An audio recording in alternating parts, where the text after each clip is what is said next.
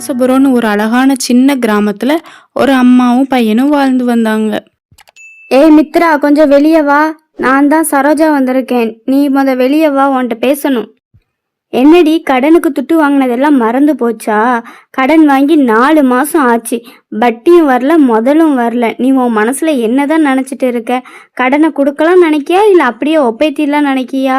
கடனை எனக்கு கொடுத்து முடி. அக்கா, அப்படிலாம் இல்லைக்கா. என் வீட்டுக்காரு கடன் வாங்கி வச்சுட்டு வீட்டை விட்டு ஓடி போயிட்டாரு. நானும் என் பையனும் தான் இருக்கோம். எப்படியோ கஷ்டப்பட்டு இப்போதான்க்கா என் பையனை காலேஜில் சேர்த்துருக்கேன். சீக்கிரமாக உங்கள் கடனை கண்டிப்பாக நான் அடைச்சிருவேன்க்கா. என்னை நம்புங்கக்கா. அதெல்லாம் என்னால் முடியாதுமா. நானே கடன் வாங்கி தான் கொடுத்தேன் உன்கிட்ட. 4 மாசமாக வட்டி கூட தரலன்னா என்னம்மா ஆகும்? பெசாட்டி ஒன்று பண்ணு, உன் பையனை காலேஜெலாம் படிக்க வைக்க வேண்டாம், ஏதாவது வேலைக்கு அனுப்பு. அப்பந்தான் அந்த கடனெல்லாம் அடைக்கலாம். அடைச்சி முடிச்சுட்டு உன் பையனை படிக்க போக சொல்லு, சரியா? அக்கா, படிக்கிற பையனை அப்பெல்லாம் சொல்லாதீங்கக்கா. இப்போதான்க்கா 12th முடிச்சுட்டு காலேஜில் சீட்டு வாங்கியிருக்கான். தயவுசெய்து என் பையன் படிக்கட்டும்க்கா. கண்டிப்பாக உங்கள் கடனெல்லாம் நான் அடைச்சிருவேன்க்கா. என்னை நம்புங்கக்கா. என் பையனை வேலைக்கு மட்டும் விடாதீங்கக்கா. ப்ளீஸ்க்கா, கூப்பிடாதீங்கக்கா என் பையனை. காலேஜ் தான் திறக்க இன்னும் 1 மாதம் இருக்குல்ல. அந்த 1 மாதம் வரைக்கும் என் வீட்டுக்காரு பெயிண்ட் அடிக்க போகிறாங்க கான்ட்ராக்டில். அங்கே போக சொல்லு. அந்த 1 மாதத்தில் அந்த கடனை அடைச்சிட்டு வந்து நீங்கள் அதுக்கப்புறம் உங்கள் வேலையை பாருங்கள். வேலை செஞ்சாது கடனை அடைங்க. நீங்களாம் பைசாவை திரும்ப தந்துக்கிட மாட்டீங்க. சரிக்கா, அப்படி நான் வேணா என் பையன்கிட்ட நான் கேட்டு பார்க்கேன்க்கா. நான் கேட்டு பார்த்துட்டு அவன் வாரானா என்ன ஏதுன்னு சொல்கிறேன், சரிங்களாக்கா? எதுவும் உன் பையன்கிட்ட கேட்டு பதில் சொல்ல போறியா? அதுக்கெல்லாம் இங்கே இடமே கிடையாது. ஒழுங்காக வந்து பெயிண்ட் அடித்து கொடுத்து என்னோட பைசாவை முடிச்சு விடுங்க 2 பேரும் சேர்ந்து. அதுக்கப்புறம் நீங்கள் என்னன்னாலும் பண்ணுங்க. நீங்களாம் கடன் அடிக்க இந்த ஒரு வழி தான் இருக்குது. சொன்னது புரிஞ்சுதா உங்களுக்கு? நாளைக்கு காலையில் 6 மணிக்கு வர சொல்லு. சரிக்கா, நாளைக்கு காலையில் 6 மணிக்கு என் பையனை வர சொல்கிறேன்க்கா. இப்போ இங்கேருந்து போங்கக்கா. அக்கம் பக்கத்தில் எல்லாருமே பார்த்துட்டு இருக்காங்க. ரொம்ப அசிங்கமாக இருக்குக்கா. சீக்கிரம் இங்கேருந்து போங்கக்கா. பார்த்தா பார்க்கட்டும்டி, எனக்கு என்னடி வந்துச்சு? கடனை நானாக வாங்கினேன். கடன் வாங்கும்போது நல்லா இருந்துச்சுல.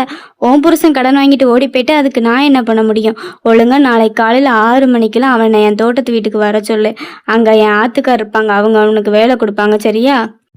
சரிக்கா, கண்டிப்பாக நாளைக்கு காலையில் 6 மணிக்கு என் பையன் அங்கே வேலைக்கு வர சொல்கிறேன்.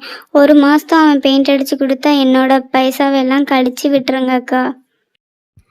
1 மாதம் அவன் வேலை பார்த்தா கண்டிப்பாக கழிச்சு விட்டுருவேன். சரி, நாளைக்கு காலையில் 6 மணிக்கு வர சொல்லு. நானும் போயிட்டு வரேன். எனக்கும் வீட்டில் வேலை கிடக்கு.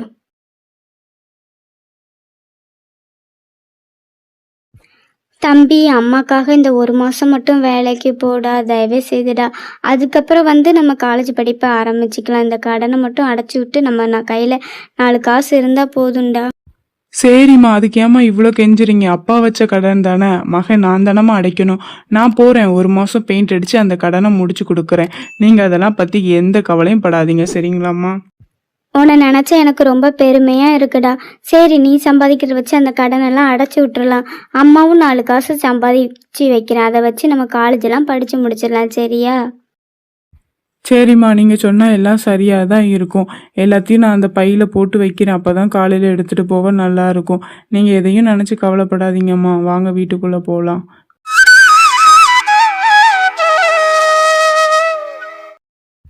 சரிம்மா, நான் வேலைக்கு போயிட்டு வரேன். 1 மாதத்தில் அந்த வெள்ளையை அடித்து கொடுத்து எல்லா வேலையும் முடிச்சுட்டு நம்ம கடனையும் அடிச்சுட்டு சீக்கிரமாக நம்ம வீட்டுக்கு திரும்பி வந்துடுவேன். அதுக்கப்புறம் நம்ம 2 பேரும் சந்தோஷமாக இருக்கலாம். நான் வர்ற வரைக்கும் நீ எதை நினச்சும் கவலைப்பட்டுட்டு இருக்காத. ஒழுங்காக சாப்பிட்டுட்டு இரு. சீக்கிரமாக நான் கடனை முடிச்சுட்டு வருவேன், சரியாம்மா?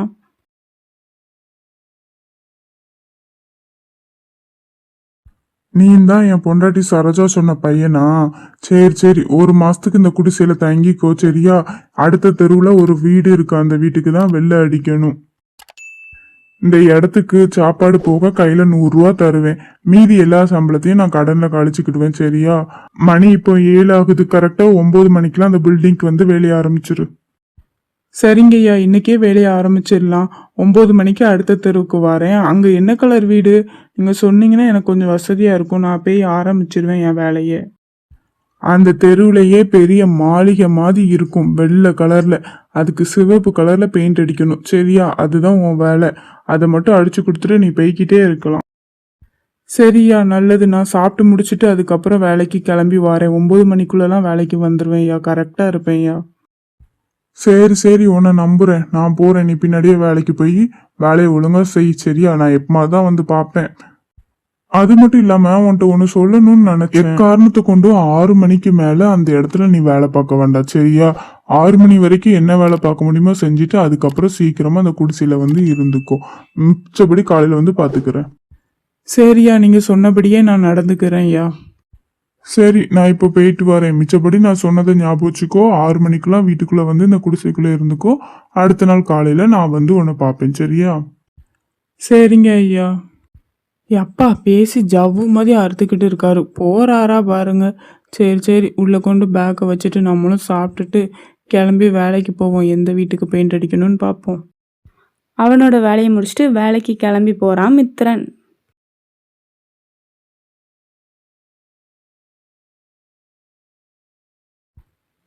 அப்பா, எவ்வளவு பெரிய வீடு! இப்படி ஒரு வீடை நம்ம பார்த்ததே இல்லை. இவ்வளவு பெரிய வீட்டுக்கும் மொத்தமா நம்ம மட்டும்தான் பெயிண்ட் அடிக்கணுமா? அதை நினைக்கும் போது கொஞ்சம் கஷ்டமா தான் இருக்கு. என்ன பண்றது? சரி, வெளியே நின்று பேசினா பேசிக்கிட்டே இருக்க வேண்டியதான். உள்ள போய் நம்ம வேலையா ஆரம்பிக்கும். அப்பதான் 1 மாசத்துலலாம் அந்த வீட்டுக்கு பெயிண்ட் அடிச்சு முடிக்க முடியும். அதுவும் ஒத்தையில அடிக்கணும். ஹலோ தம்பி, பெயிண்ட் அடிக்க வந்திருக்கியாப்பா இந்த வீட்டுக்கு? கொஞ்சம் திரும்பி பாரு பாப்போம். நான் வந்திருக்கிறது யாருன்னு உனக்கு தெரியுதான்னு பாப்போம். கொஞ்சம் திரும்பி பாரு தம்பி. வீட்டுக்கு பெயிண்ட் அடிக்கிறத நிப்பாட்டிட்டு கொஞ்சம் திரும்பி பாரு. ஹலோ, யாருக்கா நீங்க? உங்களை பார்க்கவே ரொம்ப பயமா இருக்கு. இந்த வீட்டுக்கு என்னதான் வெள்ளை அடிக்க சொன்னாங்க, அதான் சிவப்பு கலர்ல வெள்ளை அடிச்சுட்டு இருக்கு, பெயிண்ட் அடிச்சுட்டு. உங்களை பார்க்க ரொம்ப பயமா இருக்கே. பயப்படாத தம்பி, நான் மேல் வீட்டுல தான் குடியிருக்கிறேன். அதுக்கப்புறம் நீ கீழே அடிச்சு முடிச்சிட்டு மேல வரணும்னா சொல்லு, நான் மேல இருந்து கீழே வந்துடுறேன். உனக்கு உதவி பண்றேன் தம்பி, வேற ஒண்ணும் இல்லை, சரியா? நீங்க உதவிலாம் பண்ண வேண்டாம்க்கா. நீங்க யாருன்னு மட்டும் சொன்னா மட்டுமே எனக்கு போதும்க்கா. யாருக்கா நீங்க? அவன் அப்படி கேட்டுட்டு கண்ணு மூடி முழிக்கிறக்குள்ள அந்த பேய் ஸ்வைங்கன்னு மேல பறந்து போயிடுச்சு. இங்க நடந்ததெல்லாம் கனவா நனவான்னு ஒண்ணுமே புரிய மாட்டுக்கு. சரி, மேல போய் பெயிண்ட் அடிக்க ஆரம்பிப்போம்.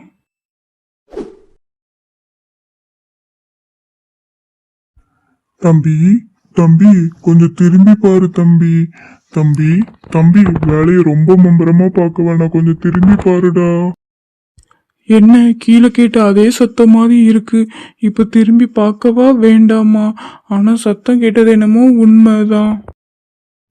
மித்ரன் திரும்பி பார்க்கறக்குள்ள அங்க இருந்த பேய் வேகமா மேலே ஏறி போயிடுச்சு. இதுக்கு மேல இங்க இருக்க பயமாயிட்டு நம்ம வீட்டுக்கு போவோம். மணியும் 6 ஆயிடுச்சு.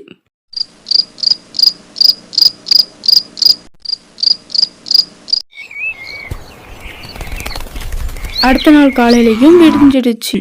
ஏன் அந்த ஓனர் 6 மணிக்கு மேல அங்க இருக்கக்கூடாதுன்னு சொல்றாங்க? இன்னைக்கு நம்ம இருந்து தான் பார்ப்போம், என்னதான் நடக்குன்னு பார்ப்போம். மணியும் 6 ஆயிடுச்சு. நம்மளும் இன்னைக்கு இந்த ரூமை ஃபுல்லையாவது பெயிண்ட் அடிச்சு முடிக்கணும். இல்லைன்னா ஓனர் வந்தா வேற திட்டுவாரு. இது வீடு மாதிரியா இருக்கு, பங்களா மாதிரி இருக்கு. இதுக்கு பெயிண்ட் அடிச்சு முடிச்சுட்டு வீட்டை பார்த்து போகணும். தம்பி தம்பி, கொஞ்சம் திரும்பி பாரு தம்பி. தம்பி தம்பி, அக்கா வந்திருக்கேன்டா, கொஞ்சம் திரும்பி பாரு பாப்போம். தம்பி, அக்காக்களை பார்த்து பயப்படாதடா. அக்காக்களுக்கு ஒரு உதவி பண்ணணும்டா. அதை மட்டும் நீ பண்ணுனா என் ஆயுசு சாந்தி அடைகிற வரைக்கும் உன்னை நான் மறக்க மாட்டேன்டா. என்னது, உங்களுக்கு நான் உதவி பண்ணணுமா? நீங்க யாருன்னே தெரியல. ஆனா உங்க 2 பேர்த்த பார்க்க ரொம்ப கொடூரமா இருக்கு.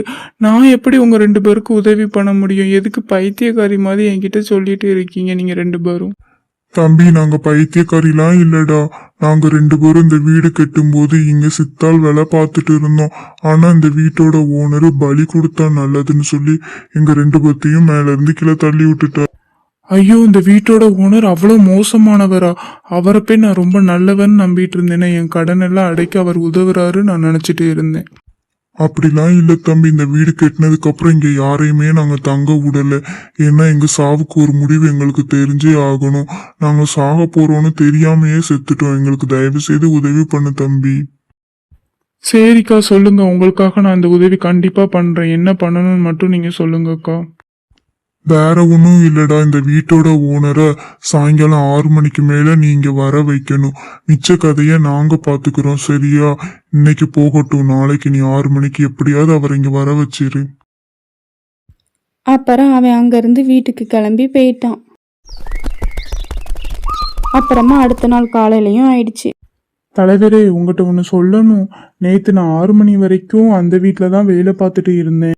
என்னடா சொல்ற? நான் தான் உன்னை 6 மணிக்கு மேல அங்க இருக்கக்கூடாதுன்னு சொன்னேன்ல. ஒழுங்கா வேலையை பார்த்துட்டு வர வேண்டியதானே. அதுக்கப்புறம் ஏன் நீ அங்க இருந்த? தலைவரே நான் சொல்றத முழுசா கேளுங்க. அப்பந்தான் ஒரு ஆச்சரியம் நடந்துச்சு. 6 மணிக்கு மேல திடீர்னு தங்கப்பெட்டி வந்துச்சு. என்னது தங்க பெட்டியா? அதெல்லாம் அங்க இருக்காதே, வாய்ப்பில்லையே. நீ ஏதோ பொய் சொல்றன்னு எனக்கு தோணுது. நான் உங்ககிட்ட போய் சொல்லி எனக்கு என்ன தலைவரே கிடைக்க போகுது? உண்மையில தான் நேற்று 6 மணி வரைக்கும் இருந்தேன். தங்க பெட்டி தங்க பொற்காசுலாம் அங்க இருந்து.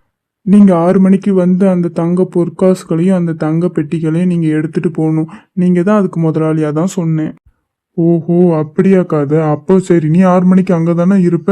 இன்னைக்கு சாயங்காலம் 6 மணிக்கு வாரேன், சரியா? நீ வேலையை பாரு. ரொம்ப நன்றி தரவே, மறக்காம வந்துருங்க. உங்களுக்காக நான் காத்துட்டு இருப்பேன்.